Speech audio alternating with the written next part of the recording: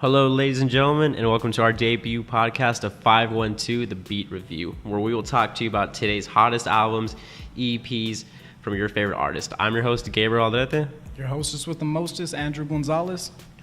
And we wanted to do something special for our first debut podcast and do two albums, but Kanye decided to become Kanye and push back Yandi to November 29th or 2023, one of the two. Something along the lines, just know that it's a pretty long time to wait. It's actually Black Friday, so whatever day Black Friday is. So we're going to do one album today, and it's a special one, years in the making, highly anticipated, finally dropped last week on September 27th, and that is The Carter 5 by Lil Wayne. All right, so let's get a little information on this. Carter 4 dropped over 7 years ago in 2011, I believe. That was when most of us were in high school. And it just kind of brings back that era when Lil Wayne just completely controlled the airwaves. Every time you heard that lighter flick and that smoke inhale, you knew shit was about to go down. President Carter, and he's bringing it back right now.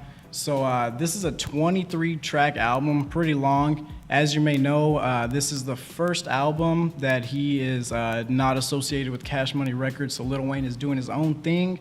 And he's back, but is he really truly back? We're about to discuss that, so let's dive into this rap shenanigans. Yeah, and this album is a special one, and like you said, it's years in the making. Everyone's always talking about it throughout these years. Where is the Carter 5? Who has the Carter 5? When is the Carter 5 dropping? It's here. It's now. Everyone's talking about it. So now we're gonna talk about it. We're gonna tell you our favorite songs, our worst ones, what we think.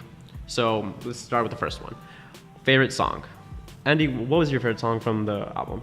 All right, so this is a bit of a stretch. I did like. It's a 3-part story. It's 3 different songs. It starts off with like relationship aspects, and it's Dark Side of the Moon, which kind of deals with the romance aspect. Mona Lisa with Kendrick Lamar, which we'll talk about later because we have a lot to say about that, which is jealousy and anger. And it ends with What About Me, which is the betrayal aspect of it.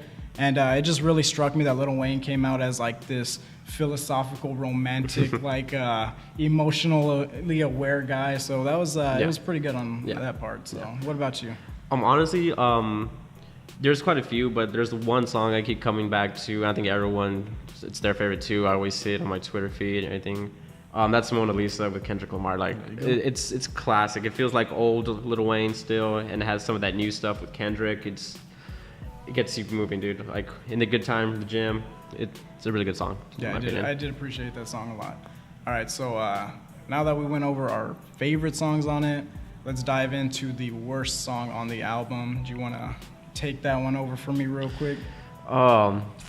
Honestly, everything after Hit Us, all the tracks after Hit Us, just didn't do it for me, to be honest. It was too slow.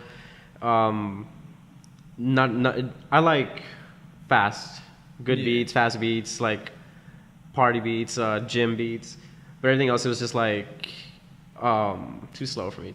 So everything after Hit Us, just it didn't work for me. I'm sorry, but no. I mean, I kind of gotta disagree a little bit on that because those songs after that, they were some pretty good ones. We had Took His Time, that was a pretty good one, and of course Perfect Strangers, Demon, Mess.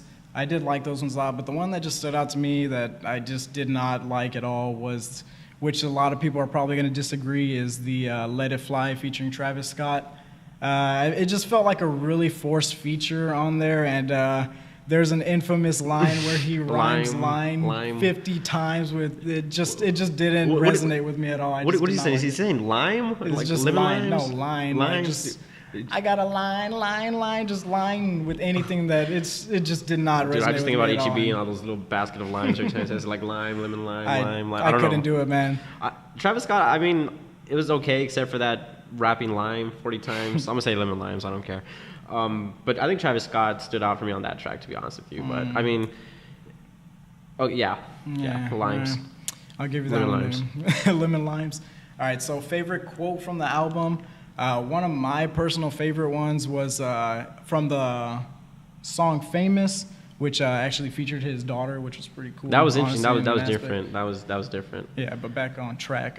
It was I'm never alone. I got my demons and my angels. I can't talk to myself because mama said don't talk to strangers, which I was like, God damn. Like, who doesn't feel that, you know? Like, you sometimes you just don't know who you are, and then it's just like, wow. So I did like that one a lot. That was my personal favorite. What about you? My favorite quote, it is super short and super simple, where Lil Wayne said, "I take her halo and I play frisbee with it." What does that mean to you, Gabriel? It was just a pretty dope verse, to be honest with you, man. It was just like Lil Wayne. He's like sentimental sometimes, but he also doesn't forget that he's a party animal sometimes. He's a party animal. Yeah, he's a party animal. Just play frisbee with a halo. Play frisbee with that halo. Yeah. Yeah, I feel you. All right, so the best feature, which I feel like we might agree on this, would definitely be Mona Lisa. Yeah. The Kendrick Lamar, he just kills everything he's on, man. And then mixing it with Lil Wayne, that old school Lil Wayne, it just was the perfect storm, you know?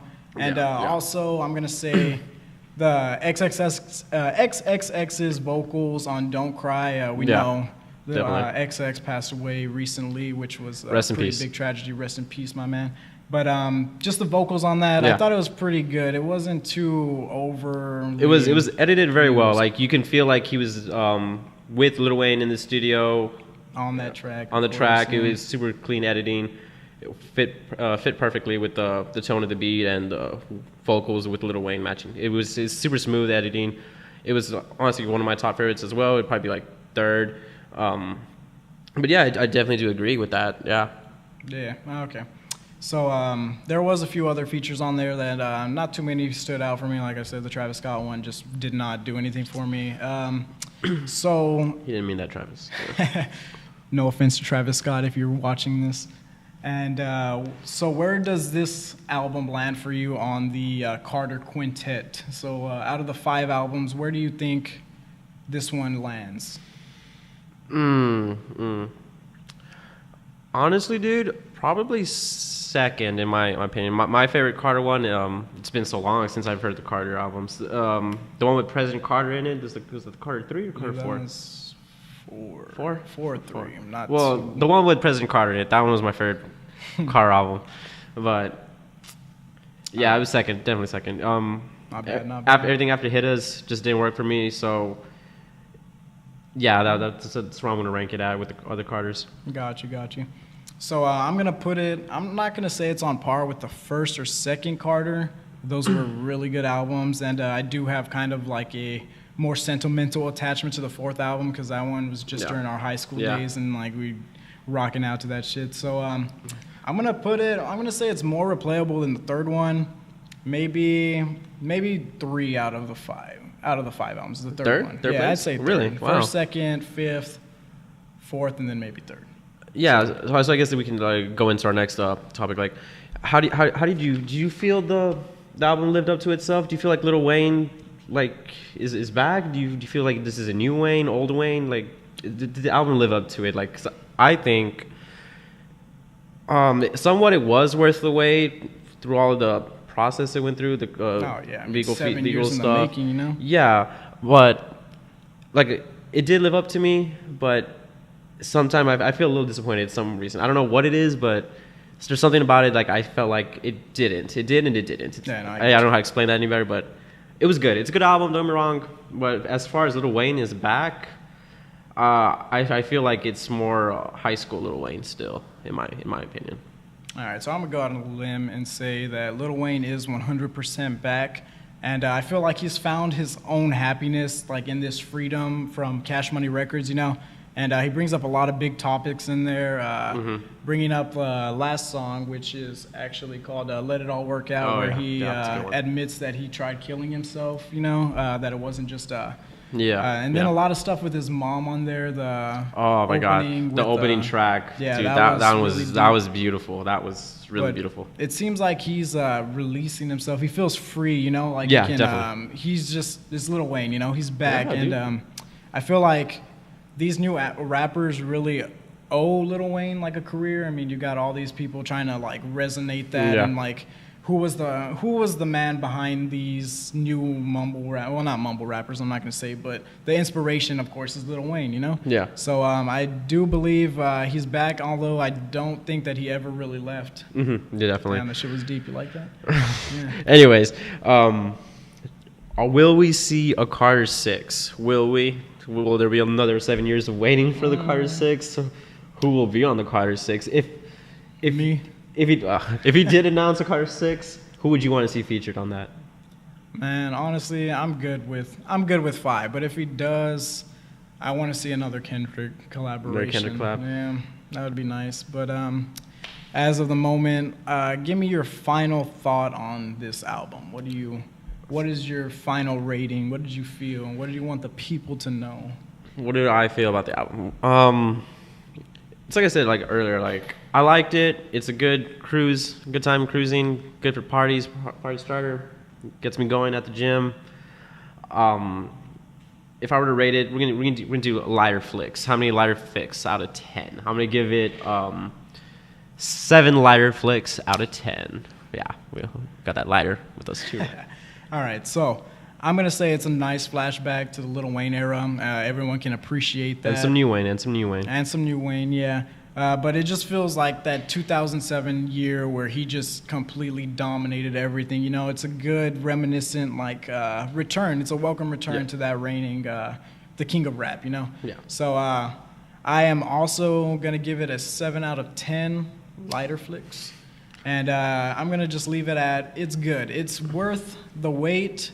There's a few aspects on there that I was a little disappointed on. I just felt that it just didn't live up to the hype on that. A few of the tracks I feel like it was 10 tracks too long. Maybe cut that down from 23 tracks to about 13 and we'd be good. There's a 15 handful of them that just didn't resonate with me. A few tracks on there, like I said, that just did not work for me. And I'm going to be gracious, and I'm going to give it a 7 out of 10. Like I said, it's good.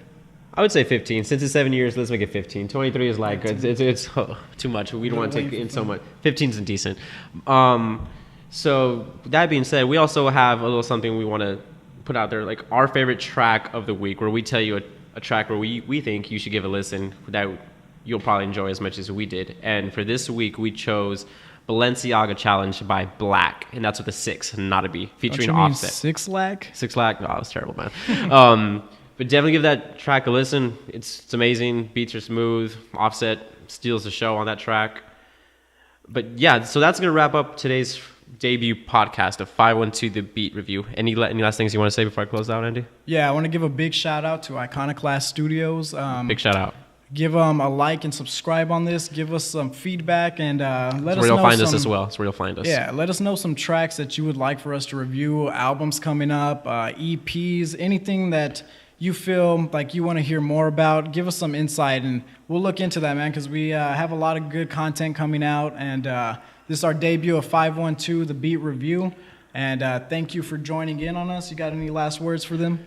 Yeah. So, Iconoclast? Iconoclast Studios. Yeah. So that's where we will be debuting our podcast. They also have a YouTube.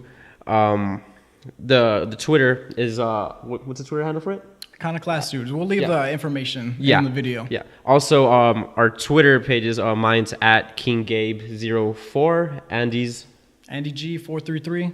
And like I said, we'll leave that information on the video for y'all to check out. Give it a look, and thank you for joining us. Yeah, stay tuned to our studio page where we'll tell you what the next album we'll review. But other than that, thanks for listening.